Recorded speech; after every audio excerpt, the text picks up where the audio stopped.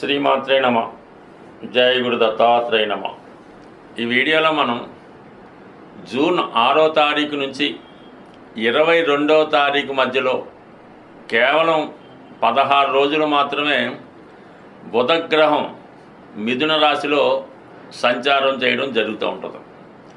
దీనిలో ప్రత్యేకత ఏంటంటే బుధుడు స్వక్షేత్రంలో ప్రవేశించి అక్కడ ఉన్నటువంటి గురుగ్రహంతో చేరడం అన్నది ఒక అద్భుతమైనటువంటి విద్యాయోగం లాంటిది ఏర్పడుతుంది.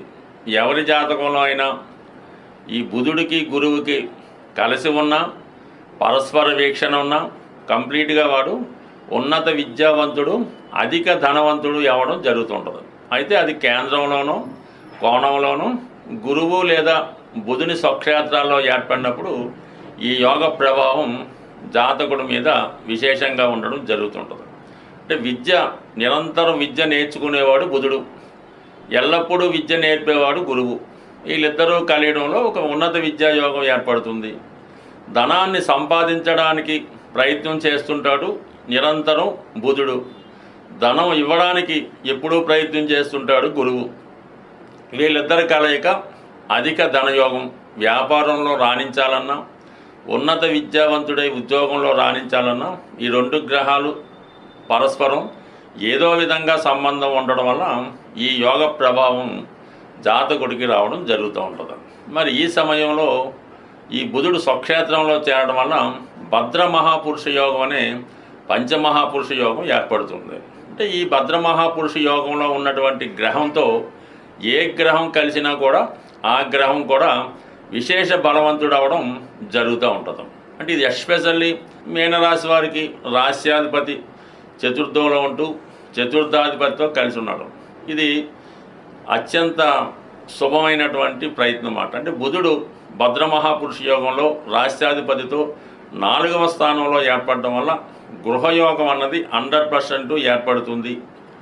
వాహన యోగం ఏర్పడుతుంది. అంటే వాహనం అంటే మామూలుగా వాహనం కాదు, అది మిథున రాశిలో చతుర్థ భావం. మీకు మీనరాశి వారికి మిథున రాశి చతుర్థ భావం అవటం వల్ల చాలా వరకు అత్యంత ఖరీదైనటువంటి వాహనాలు ఏర్పడడం జరుగుతుంది. సొంత గృహ ప్రయత్నాలు నెరవేరుతాయి. అలాగే మంచి విద్యా సంస్థలో మీకు విద్యలో ప్రవేశం దొరుకుతుంది. అలాగే ఆధ్యాత్మికంగా ఉందామనుకున్న వాళ్ళకి మీ గృహంలో ప్రత్యేకంగా ఒక పూజా మందిరం ఏర్పాటు చేసుకొని ప్రతిరోజు కొంత మెడిటేషను పూజా కార్యక్రమాలు నిర్వహించుకోవడానికి బాగుంటుంది. అలాగే ఆధ్యాత్మిక వృత్తుల్లో ఉన్న వాళ్ళకి అంటే ఏదో జ్యోతిష్యం, టీచింగు, అలాగే ప్రవచనాలు, ఈ విధంగా ఆధ్యాత్మిక వృత్తుల్లో ఉన్న వాళ్ళకి కూడా ఈ యోగ స్థితి మీకు ఈ భద్రమహాపురుష యోగం ఏర్పడడం వల్ల ఈ భద్రమహాపురుష యోగంతో ఈ బుధుడితో గురువు కలియడం వల్ల అటు లగ్నం బలమవుతుంది. అంటే మీ వ్యక్తిగత సామర్థ్యం పెరుగుతుంది. దశమం బలమవుతుంది. వృత్తిలో మీ అభివృద్ధి పెరుగుతుంది. అదనపు ఆదాయం లభిస్తుంది. చతుర్థం ఏర్పడటం వల్ల అంటే గృహ ప్రయత్నాలు ఫలిస్తాయి. ముఖ్యంగా మదర్ యొక్క ఆరోగ్యం బాగుంటుంది. వ్యక్తిగతంగా వాళ్ళకి అనుకూలమైనటువంటి ఆర్థిక స్థితి కూడా బాగుంటుంది.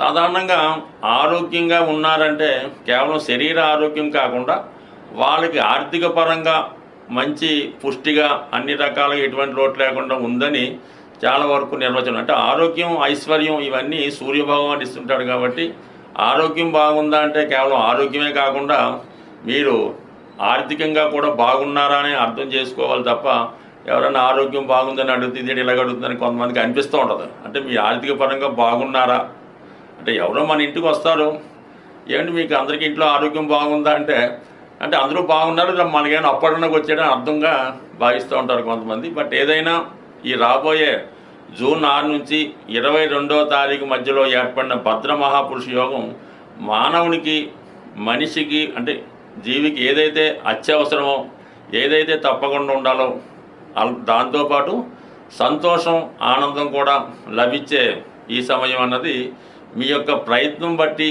మీ జీవితంలో స్థిరస్థాయిగా నిలిచిపోయే ఏదో ఒక స్థిరాస్తితో విద్య, వాహనమో ఏదో ఒకటి మీకు లభించే అవకాశం ఉంటుంది. అలాగే ఈ యోగం మీకు ఇంకా ఫలించాలంటే బుధుని అనుగ్రహం కొరకు విష్ణు సహస్రనామ పారాయణ, లేదంటే గోవిందనామాల పారాయణ, విఘ్నేశ్వర అష్టోత్తరం కానీ వినాయకుడిని పూజించడం వల్ల బుధగ్రహం యొక్క ఫలితం మీకు విశేషంగా లభిస్తుంది.